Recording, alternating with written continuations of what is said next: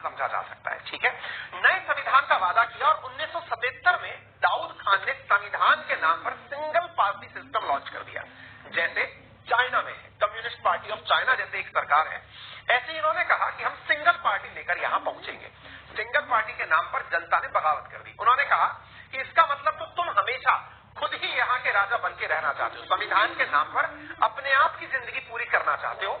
ऐसी स्थिति में यहाँ पर एक क्रांति शुरू हो गई, जिसकी अगुवाई कर रहा था नूर मोहम्मद तारिकी। अब इस शब्द को आप याद रख लीजिएगा, चाहे आपको तारक मेहता का उल्टा चश्मा याद रहे या नूर मोहम्मद तारिकी। अब इस शब्द को याद करिएगा, नूर मोहम्मद तारिकी, क्योंकि पूरी कहानी तारिकी की तारीख पर टिकी हुई है। आगे बढ़ते हैं साहब। तारिकी ने क्रांति करी और उस क्रांति के अंदर अफगान जनता ने तारिकी का पूरा समर्थन किया। दाऊद खान को कुर्सी छोड़ करके भागना पड़ा। अब तारिकी की सत्ता आ चुकी थी।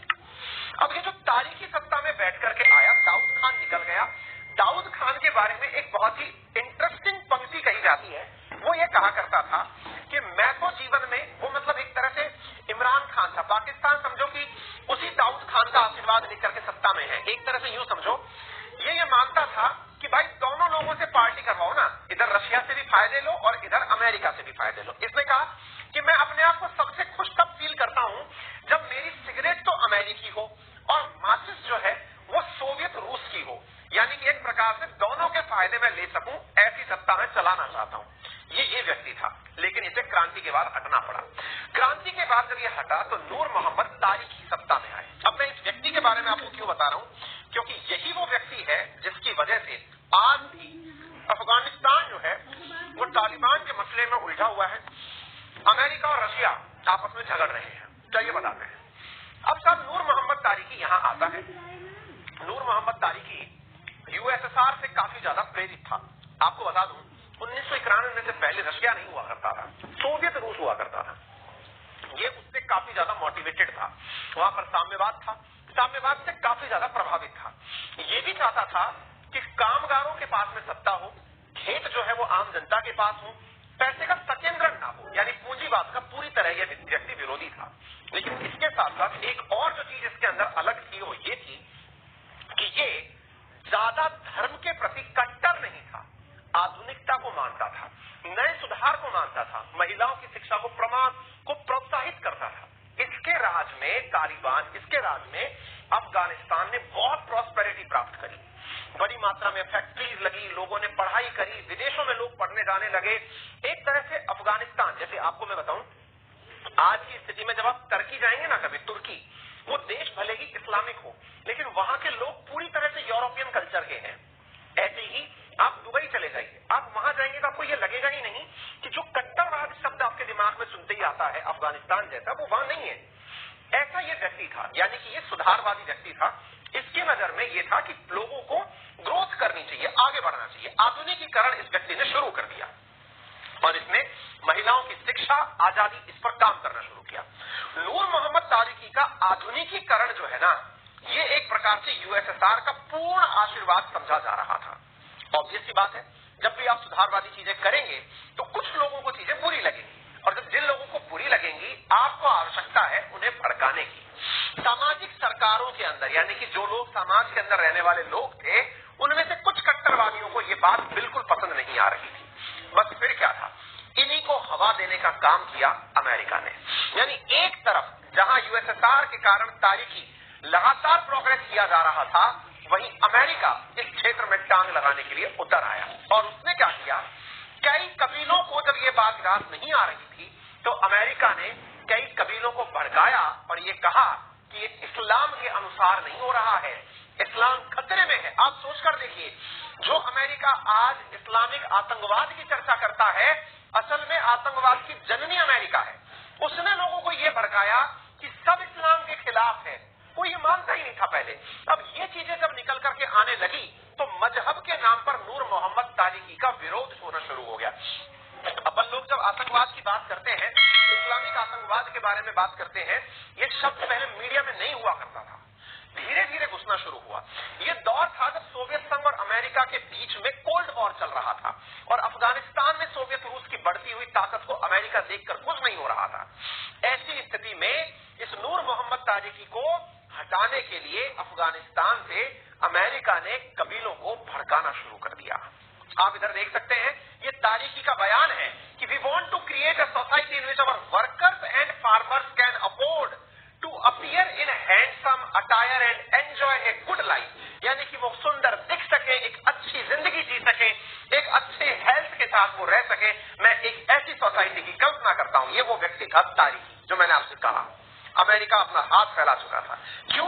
क्योंकि अमेरिका ने कोल्ड वॉर के चलते, कोल्ड वॉर क्या था ये बताने की आवश्यकता नहीं होनी चाहिए, लेकिन फिर भी अगर आप पहली बार सुन रहे हैं तो इतना जान लीजिए कि रशिया और अमेरिका के बीच में एक ऐसा संघर्ष जो कि सेकेंड वर्ल्ड वॉर के बाद शुरू हुआ, 1991 में खत्म हुआ जब यूएसएसआर 15 देशों में टूट गया।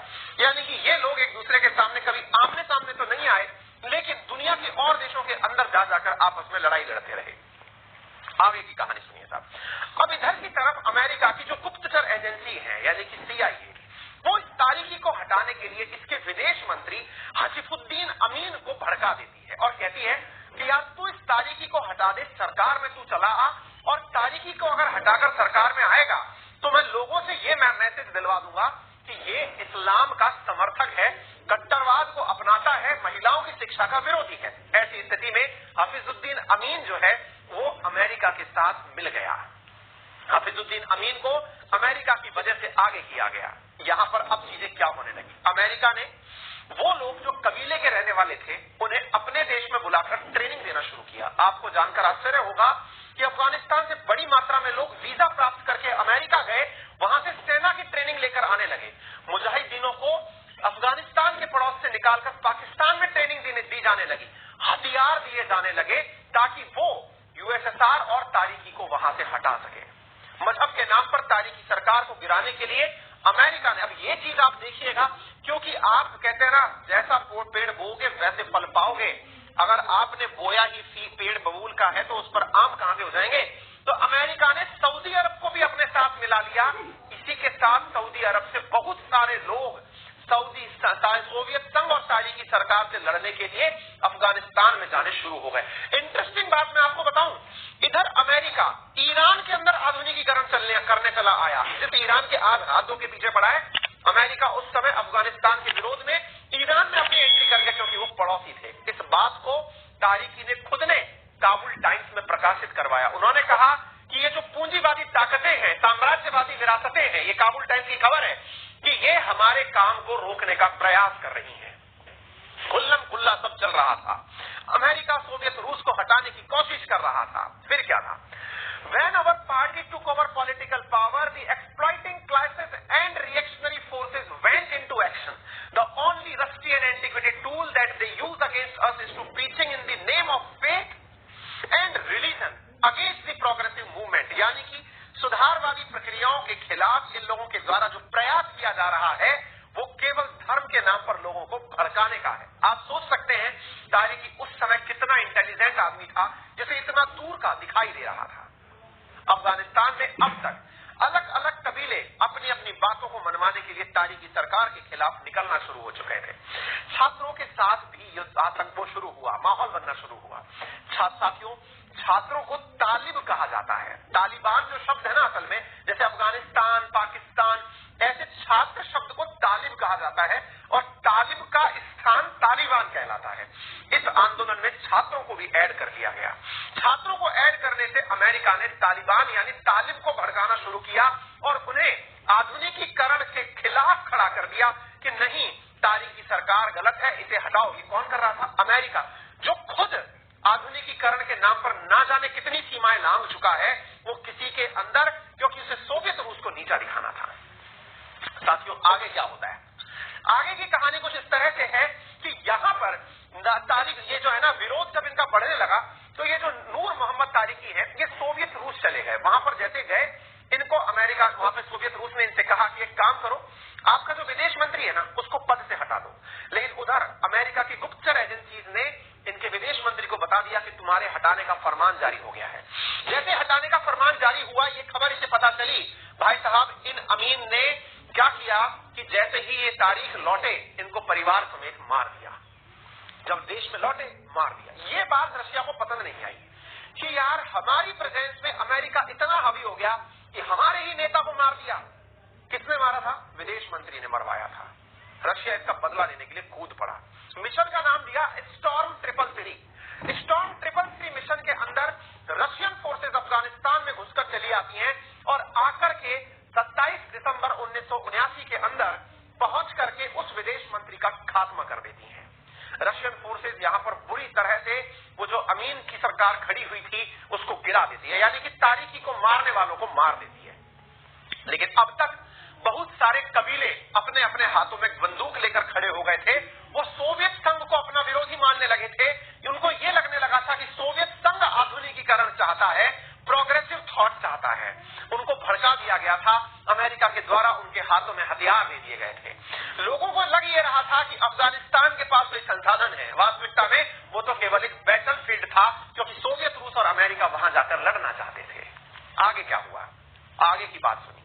सोवियत संघ यहां पर रहते ही कुछ दिनों के भीतर समझ गया कि यहां रहने का कोई फायदा नहीं है, यहां से निकल लेने में ही बेहतरी है। सोवियत संघ यहां से निकल लिया कि बेटा तुम्हें तुम्हारे ही हाल पर मरता हुआ छोड़ते हैं। रशिया यहां से निकलता है। अफगानिस्तानी करके एक अलग से किताब लिखी गई है जिसमें इस बारे में चर्चा की गई है कि रशिया को मतलब अफगानिस्तान को उसी के हाल पर छोड़ करके रूस यहां से बाहर निकल लेता है। रूस की सेना यानी सोवियत रूस की सेना यहां से वापस निकल गई। अब पीछे से क्या छोड़ गई? पीछे से अब कोई दुश्मन ही नहीं बचा, लड़े किससे? जबरदस्त बात देखिए आप, यहां पर समय का तख्ता पलटी होता है। सोवियत रूस तो निकल लिया अफगानिस्तान से और 1979 के अंदर उन्हें उन्हीं के हाल पर छोड़ गया कि एक काम करो बेटा, तुम अब यहीं पर सड़ो और मरो। एक तरह से यह समझिए कि रूसी सेना की वापसी के साथ ही मुजाहिदीन आपस में भिड़ने लग गए, क्योंकि उन्हें अब कोई दुश्मन नहीं मिला। देखिए, एक बहुत ही समझदार व्यक्ति ने कहा कि इंडिया जब आजाद नहीं हुआ था तब देश में केवल एक पार्टी हुआ करती थी, कांग्रेस उसका नाम था। नेशनल पार्टी के रूप में उसी ने ही स्वतंत्रता संग्राम का नेतृत्व किया था, क्योंकि उन्हें अपोजिशन में अंग्रेज नजर आते थे। लेकिन जैसे ही अंग्रेज गए हम आपस में लड़ने लग गए। यानी हमें तो दुश्मन चाहिए, हो चाहे वो अपना या बाहर का। इनके साथ भी कुछ ऐसा ही हो रहा था। इन्हें दुश्मन चाहिए था, लेकिन